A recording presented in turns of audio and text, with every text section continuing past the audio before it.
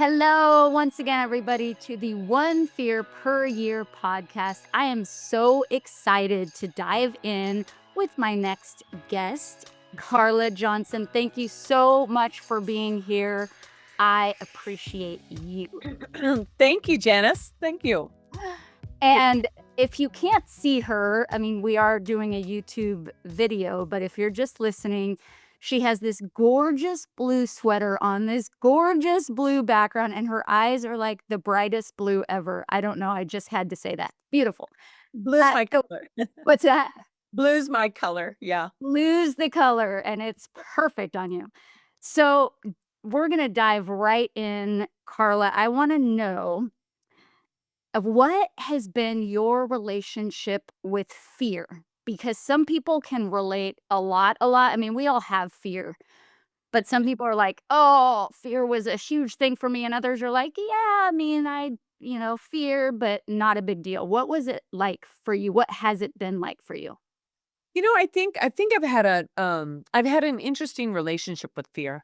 And I think one of my earliest fears was the fear of not being smart enough.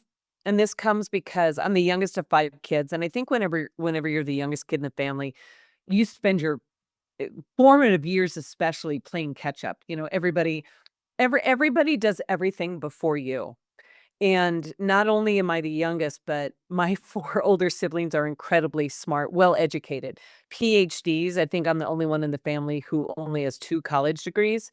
And so there was always this fear of, like, not being smart enough or not being enough. And I know we all have those core fears of not being good enough or worthy enough. But I think it helped me understand later in life, like, as I later, in my 20s and 30s and things, that I could learn whatever I needed to do whatever I needed to do. And then, when I was in my mid-20s, my dad, we found out he had cancer and he died. And one of the greatest gifts that came from that is that he said, "Don't regret." Like, don't if you wanna do something in your life, like, do it because the end will be here before you know it. And I think that helped me deal with a lot of fears. Like, it pulled me out of some of the fear that we have in the moment of what if I fail? What if I do all these things? And pulled me back more toward the end of my life and said, obviously I'm gonna fail at some of these things, and that's something, that we all fear, but I think it pulled me out of fear because I wanted less regrets, and with that, you have to learn to manage fear, I guess, or put it in the back seat rather than put it in the driver's seat. Yeah. And that's so interesting because a lot of people do say if they have a near death experience or there's something like that and they live to talk about it, that they live life with more gusto and curiosity and excitement because of that. So almost like that reframe of the fear. Yeah, and I would say that's absolutely true because of the experience with my dad dying when I was young and his advice about don't regret and how that made me look at fear. I mean, I have done a lot of big and bold audacious things in my life. I mean, my husband and I quit our jobs and backpacked around South America in, part of our career where most people say, I can't take a year off because think about how far I'll be behind. And, during that time, we were in Ecuador, and we were with our Spanish class, and we were up on the base of Cotopaxi, and we could see these other buses, being pulled off, and then we could see people running between them, and then those people ran off. It turned out everybody else who had gone out there that day, who was on a bus at the time, except for us, was pulled over and robbed at gunpoint. And, that's a lot of fear, but I think also, like, you don't face fear sitting on your couch. And I think also when you face fear, you find a lot of blessings and a lot of gratitude for those near misses. Luckily, nobody was hurt, nobody was injured, they lost their wallets and their passports and things. And there's just been other incidences, especially during travel, because my husband and I, we have a passion for travel. And I think when you do that, you're always putting yourself into these unknown and unexpected situations, and there's a natural amount of fear. So then you really have to think about what is this relationship that I have with fear, and how do we talk to each other? And there's the fear that I think really does keep you safe, like there's some logical fears, and then there's also the fear that keeps you from living the life that you dream, and I still haven't managed it perfectly. There's still a lot of fear that has that voice in the back of my head that stops me from doing some things, but I think, when it comes to a lot of big decisions about life, I think I've been able to look it in the straight in the eye and say, "You're not gonna stop me with this because my fear of regret is bigger than my fear of what might happen if I do this." Oh my goodness. So many like phrases that I want to pull out of this. You don't face fear sitting on your couch by Carla Johnson. Like, Or at least I never have. no, but that's so true. And somebody once said something like, if there is a question, movement is always the answer. And it took me a second. I was like, but it resonated, whatever that was that they said. And it's just like what you said. You you don't face fear sitting on your couch. There is a movement, a willingness to move forward through the fear, despite the fear, and do the things. So if somebody is listening right now and they do feel a lot of fear, they feel like, you know what, this couch looks pretty dang nice. I think I will chill here with my bag of chips and my Netflix. And what advice or encouragement or next steps would you have for that person? I think I've been really lucky, not just having that like that, um surrogate, I don't know if that's the right word, but secondhand experience of facing death by being with my dad the last 6 months of his life, and hearing what he felt and what he regretted, but I think anytime we can jump forward to look back at where we are right now, I think it gives us a different perspective of fear, and I think one of the things that really does for me, and I say I'm lucky because I was also really, really close to my grandparents, and they would give me a perspective about the things you're afraid of in life, or the things that you feel like are really, really big at the time, really aren't that big when you look at them in hindsight. And I think even if we're sitting on the couch afraid to commit or to do the ask or whatever it is, if we can look back on things in our life that we used to be so afraid of that now we're like, "Oh, that was nothing." Think 10 years ahead. If you're 35, think about being 45 or 50 and looking back on this time and put it into context. Is it as big and scary as we think it is? Or is it really our mind just making it scary? And also, how would you feel in 10 or 15 years when you face that fear and imagine your most amazing, incredible, extraordinary outcome beyond all the wonderfulness you could ever imagine? And I think that's the thing about we hear Janice about, we think of all the things that could go wrong, but what if we made a list of all the things that could go right if we face that fear? And I think, with that, it's a lot of self-talk. And we talk. I know I am really, really guilty of talking myself into being afraid of things that I have absolutely no business being afraid of. So listening to those voices in your head and giving them a little smack talk back and telling them, you are that good, you are that capable, you are that confident. Yes. And what are some of the benefits that you have seen? I mean, if you take a year off and you're backpacking around, what are some of the things, not just with that trip, but just in life in general, the benefits like on the other side of fear that you, had you not done the thing, would not have experienced? And I can absolutely tell you from that year that my husband and I backpacked around South America, I came back and I had so little fear to jump in, to put myself forward, to put myself out there, to have the conversations, to do the things, to work on my bucket list. I can't say that, taking a year off was ever on my bucket list before I did it, but once I did it, holy smokes, like it really opened up an entirely new world for me of possibilities. And I remember when, my husband and I came back from South America. At the time, we had lived in Omaha, and then we moved to Denver. And getting my first job then after that, and sitting in the, office of the HR person who hired me, and telling her about this amazing experience that we had, and she said, What an amazing once in a lifetime opportunity. And I just thought, once? Who's doing this once? And then we ended up doing it again with our kids. We moved to Spain for a year before COVID. And for me, it was really important because it was always something my husband and I wanted to do, to live abroad with our kids, like live, they're not just live out of a backpack. But I also wanted them to see that when they're mid-career, they they can face that fear. There's always a reason not to do things, but it was really important to us to give them example from their own life about, "Hey, I have this opportunity, but I'm afraid." But do you remember when mom and dad took us out of school and we just moved halfway around the world? And yeah, we were afraid, but it all turned out amazing. It was one of the best things we ever could have done. Oh, you are speaking my language right now because Especially Spanish, it's right? yeah, exactly. Eso sí, señorita, vamos. Right.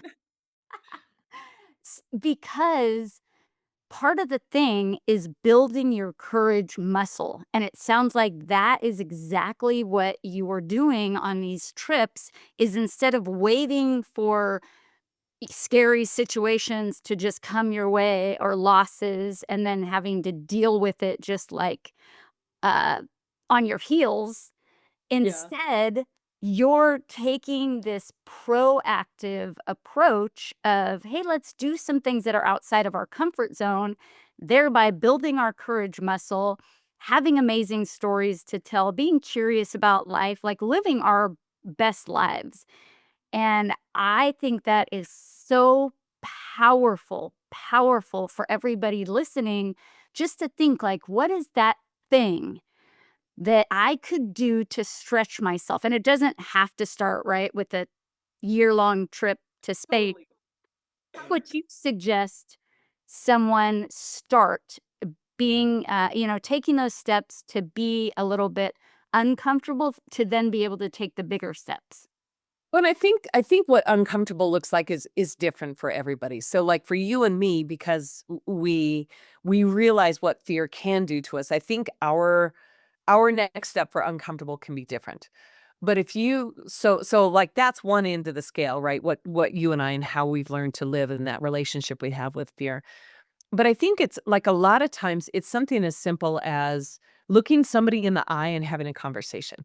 And I always think that retail experiences are one of the best to practice these things. And I know there's a lot of self-checkout. I mean, I just got back from the grocery store and I do a lot of self-checkout because it's quick and easy. But go through the checkout line where there's actually a person. Look them in the eye, smile, have a conversation with them. And interestingly, it's not that people are necessarily afraid of this consciously, but I think it's something that we don't do, and looking somebody in the eye, and if you say, "Hey, how's your day going?"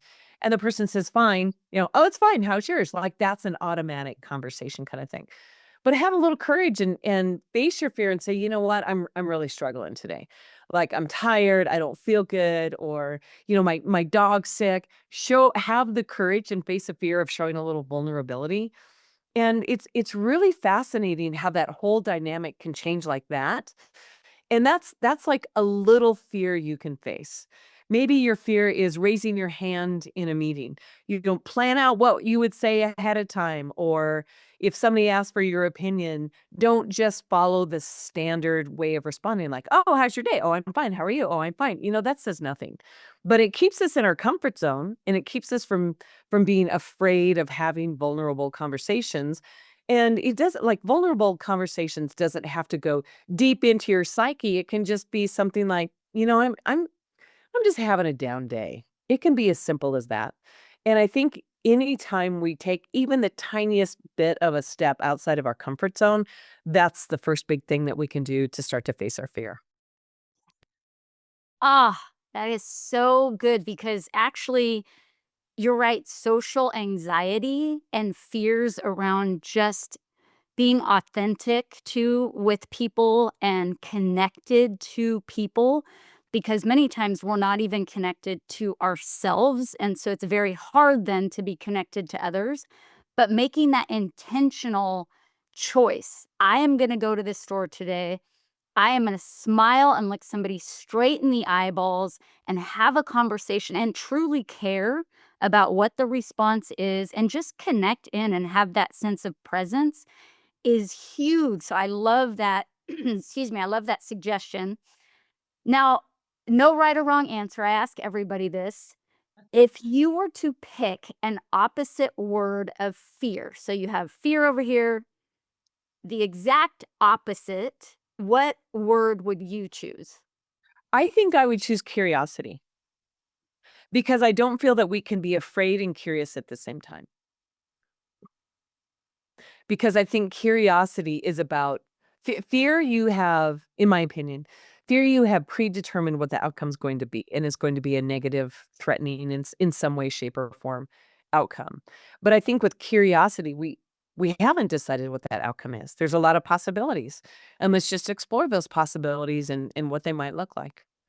That is so good. In your life, how how has curiosity served you? Because obviously you've explored the world.